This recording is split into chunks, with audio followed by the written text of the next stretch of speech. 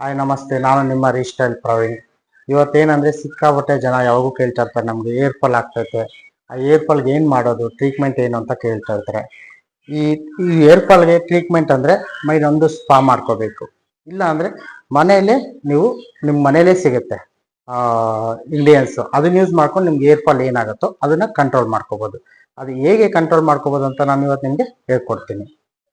ಇದೇನು ಅಂದ್ರೆ, ನೀವು ಮನೇಲಿ ಸಿಗೋ ರೈಸ್, ನೀವು ಪ್ರತಿದಿನ ಯೂಸ್ ಮಾಡೋ ಅಕ್ಕಿ, ಏನು ರೈಸ್ ಅನ್ನ ಇಡ್ತಿರೋ ಆ ರೈಸ್ ವಾಟರ್ ಇದನ್ನ ಹೇಗೆ ಅಂದ್ರೆ, ನೀವು ರೈಸ್ನ ಒಂದ್ಸರಿ ವಾಶ್ ಮಾಡಿಬಿಟ್ಟು ಅದನ್ನ ಬಿಸಾಕ್ಬಿಟ್ಟು ಇನ್ನೊಂದ್ಸರಿ ಮತ್ತೆ ವಾಟರ್ ಹಾಕ್ಬಿಟ್ಟು ವಾಶ್ ಮಾಡ್ಕೊಂಡು ಅದ್ರಲ್ಲಿ ನಿಮ್ಗೆ ಏರ್ಗೆ ಎಷ್ಟು ಬೇಕಾಗತ್ತೋ ಅಷ್ಟು ನೀವು ರೈಸ್ ವಾಟರ್ನ ಈ ತರ ತಗೋಬೇಕು. ಒಂದು ಬೌಲು ನಿಮ್ಗೆ ಏರ್ ನೋಡ್ಕೊಳ್ಳಿ, ಎಷ್ಟು ಬೇಕಾಗತ್ತೋ ಅಷ್ಟು ರೈಸ್ ವಾಟರ್ ತಗೊಳ್ಳಿ.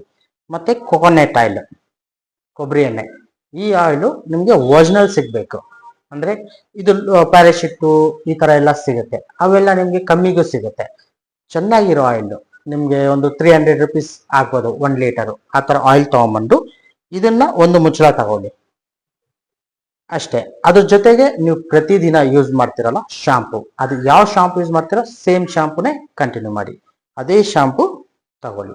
ಈಗ ನಾನು ಮ್ಯಾಟ್ರಿಕ್ಸ್ ತಗೊಂಡಿದ್ದೀನಿ, ನೀವು ಯಾವ ಶಾಂಪು ಯೂಸ್ ಮಾಡ್ತೀರೋ ಆ ಶಾಂಪು ತಗೊಳ್ಳಿ.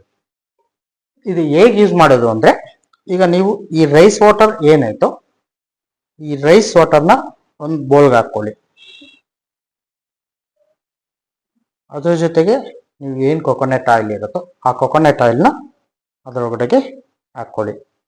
ಅದ್ರ ಜೊತೆಗೆ ನೀವು ಯೂಸ್ ಮಾಡೋ ಶಾಂಪು, ಈ ಶಾಂಪುನ ಸ್ವಲ್ಪ ಅದ್ರ ಜೊತೆಗೆ ಮಿಕ್ಸ್ ಮಾಡ್ಕೊಳ್ಳಿ ಲೈಟಾಗಿ, ನಿಮ್ಮ ಏರ್ಗೆ ಎಷ್ಟು ಬೇಕಾಗುತ್ತೋ ಅಷ್ಟು.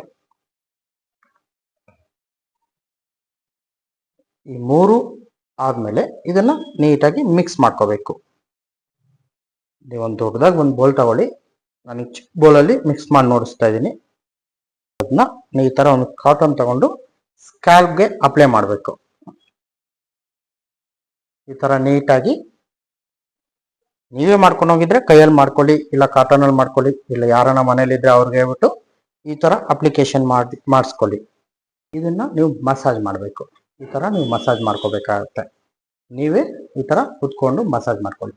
15 to 20 ಮಿನಿಟ್ಸ್ ಫುಲ್ಲು ಏರು ಮಸಾಜ್ ಮಾಡ್ಕೊಳ್ಳಿ. ಮಸಾಜ್ ಎಲ್ಲ ಆದ್ಮೇಲೆ ಒಂದು ಹಾಫ್ ಅನ್ ಅವರ್ ಅದು ಹಂಗೆ ಬಿಟ್ಬಿಟ್ಟು ನೀವು ನಾರ್ಮಲ್ ಆಗಿ ವಾಶ್ ಮಾಡ್ಕೊಳ್ಳಿ. ಅದಕ್ಕೊಂದು ಸ್ವಲ್ಪ ಲೈಟಾಗಿ ಶಾಂಪು ತಗೊಂಡು ವಾಶ್ ಮಾಡ್ಕೊಳ್ಳಿ. ಯಾವಾಗೂ ಪ್ರತಿ ಟೈಮು ನೀವು ಶಾಂಪು ಯೂಸ್ ಮಾಡಿದಾಗ ಒಂದು ಬೋಲ್ ತಗೊಂಡು ಅದ್ರೊಳಗಡೆ ಶಾಂಪು ಹಾಕೊಂಡು ಅದ್ರ ಜೊತೆಗೆ ಒಂದು ಸ್ವಲ್ಪ ವಾಟರ್ ಹಾಕೊಂಡು ಮಿಕ್ಸ್ ಮಾಡ್ಬಿಟ್ಟು ಡೈಲ್ಯೂಟ್ ಮಾಡ್ಬಿಟ್ಟು ಶಾಂಪು ಯೂಸ್ ಮಾಡಿ. ಅವಾಗ ನಿಮ್ಗೆ ಸ್ವಲ್ಪ ಏರ್ ಫಾಲ್ ಏನಾಯ್ತೋ ಅದು ಕಂಟ್ರೋಲ್ ಆಗ್ತಾ ಬರುತ್ತೆ. ಇದು ನೀವು ರೆಗ್ಯುಲರ್ ಆಗಿ ಮಾಡ್ಕೊಂಡ್ ಬರ್ತಾ ಇದ್ರೆ ನಿಮ್ಗೆ ಏರ್ ಫಾಲ್ ಆಗೋದು ಕಂಟ್ರೋಲ್ ಆಗುತ್ತೆ, ಡ್ಯಾಂಡ್ರಫ್ನು ಕಂಟ್ರೋಲ್ ಆಗುತ್ತೆ.